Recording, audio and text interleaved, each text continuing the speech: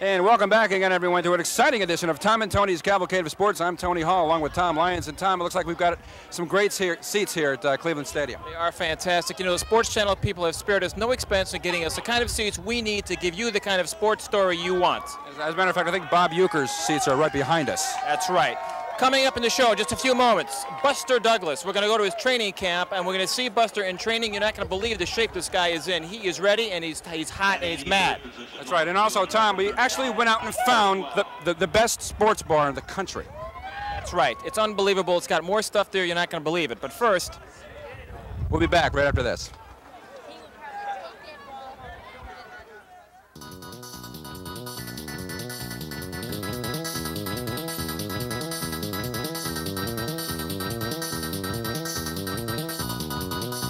It's Tom and Tony's Cavalcade of Sports, spanning the globe, or at least Ohio, bringing you the stories that no one else will.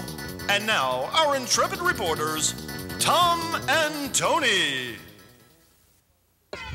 Yes, folks, as you can tell, it's Bat Day in Cleveland. Let me see this bat here. Let's see this bat. Look at this thing. This is a Louisville Slugger. That's right.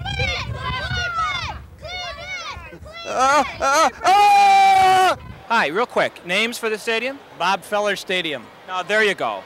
Best one yet, Bob Feller, major star. How about you? I don't know. He stole your idea, right? How about you? Any great names for the new stadium? I agree with him. Great, thank you very much. Tony, back to you right now. Tom and Tony's Cavalcade of Sports. We'll be right back right after this.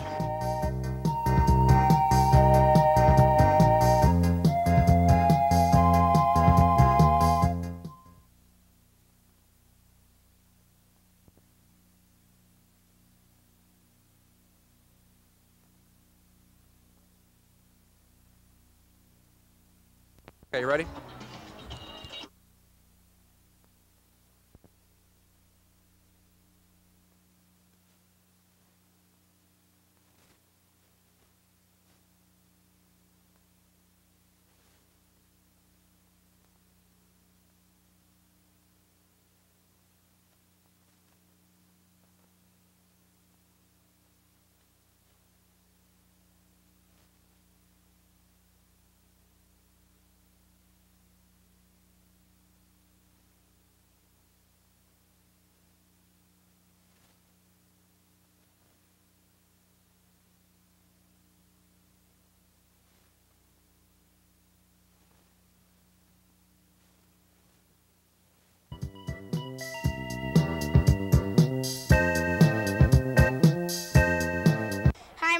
Tim, and I always watch Tom and Tony's Cavalcade of Sports.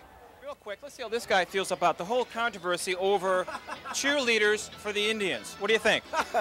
I didn't know. Wow, you know, Grover's one of our better cheerleaders. As you can see, we had to go out and recruit him. He is one of the better ones. Do you think a girl cheerleading squad would be distracting for you guys? They're great-looking girls, and they add a lot of life to the team, and let's have as many as we can. Okay, thank you.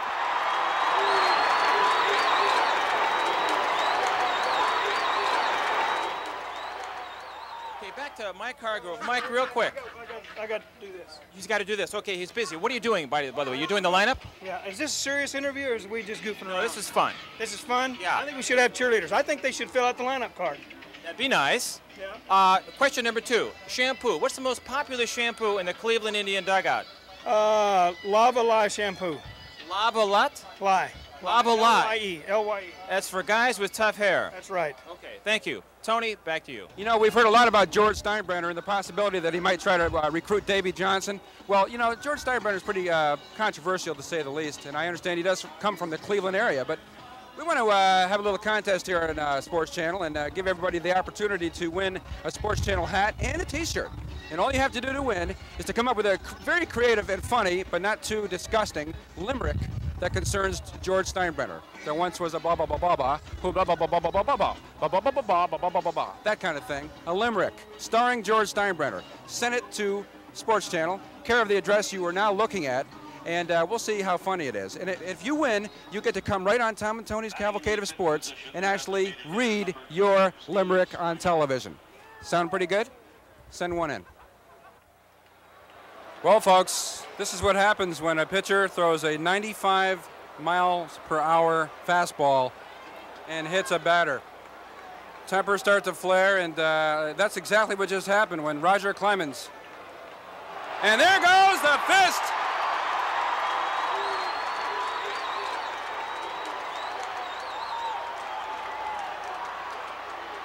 Oh, they're really going at it now. Tom, what do you think? Well, Tony, it's kind of a sad way to start the game. Oh, he's got him down. We're looking at a 3-on-1 situation over here. There doesn't seem to be enough Indians here to protect those. About 5 fights going on simultaneously. Kind of reminds you of hockey. Stan Jefferson, to recap, leading off the game, got hit with the second pitch, I believe, on the arm. And we have more fights going here. This is really starting to get heavy.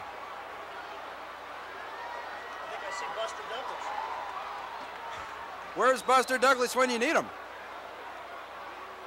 We've had about 5 or 6 separate fights going on, and tempers are really flaring here. It could have to do with the fact that this is a Sunday game, and last night was Saturday night, Tom. Last night was a real pretty close ball game. Let's ask George about that. George is our on-air statistician. George, what did happen last night? It was a really close game. Of course, you know, I turned the station just as they scored the 3 runs to go ahead. But, you know, this is an ideal situation where, you know, you have a baseball game and a sumo wrestling contest breaks out. Looks like we've got several contests breaking out here today, but it seems to be dying down, and the fans seem to think that the Indians won, Tom. I have to agree, Tony. The Indians usually do. Real quick, Danny Ferry, what do you think? I think it's a beautiful thing. That's what I think. It is a beautiful thing. The only thing we need now is a penetrating guard, and we got a championship team on our hands. Someone who can go to the hole. Yeah, all right. Where are you from? Boston. But I lived there 13 years. What the hell are you doing here? I lived in Cleveland 13 years. You still got that accent, Tony. See that? Yeah. But you know what? Thing. And when the Gateway thing is done, we get to watch it downtown. These Cleveland fans, they're crazy. I tell you, it's great. Who's got the best tan here? It's not me. Okay, you got the best tan here or what? Who does? No, not me. We're trying. I see belly buttons are in this year, folks. Belly buttons are in, aren't they?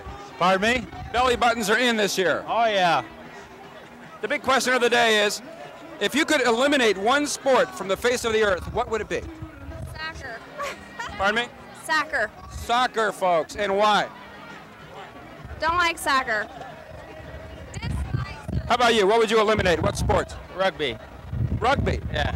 A close cousin to soccer, folks. Yes, sir. Try. What do you want to know about What sport would you eliminate from the face of the earth, if you could? If I could, I'd probably say maybe like field hockey. Field hockey, folks. Tom, back to you. One sport? One sport that it just you don't even know why people play it. Yeah. What would it be? Bowling. Bowling. I thought you were going to say sumo wrestling. No, I'd rather watch sumo wrestling than bowling. You'd rather watch 2 guys in G-strings bop around? Well, they're probably in better shape than the bowlers are. Go Cleveland! Another mild-mannered Cleveland fan, folks. Tom, you've got a question. Tony, back to me. Okay, back to me. Hey, guys, what sport would you eliminate from the face of the earth if you had the power? Hockey. Hockey is a brutal sport. They're maniacs. Bleep this guy. Bleep him. How about you? Mud wrestling. Mud wrestling. I kind of like it myself. Okay, how about these guys over here? How's the party going over here? Oh, real fine, thank you. Great, great. What sport would you eliminate from the face of the earth, and why? Polo. Polo. And why is that? It's absurd. It's absurd, folks. And what about Gorbachev? How do you think the chances are of saving Russia? My twin brother Don could comment on that. Okay, Don. What's Gorbachev? Do you think he's going to solve the problems over there in Russia? I think he's going to have a problem, but I think he's doing a good job. He's in a bad position at a wrong time, whatever. Here we are at a baseball game. We're talking about Gorbachev. Isn't that America, folks?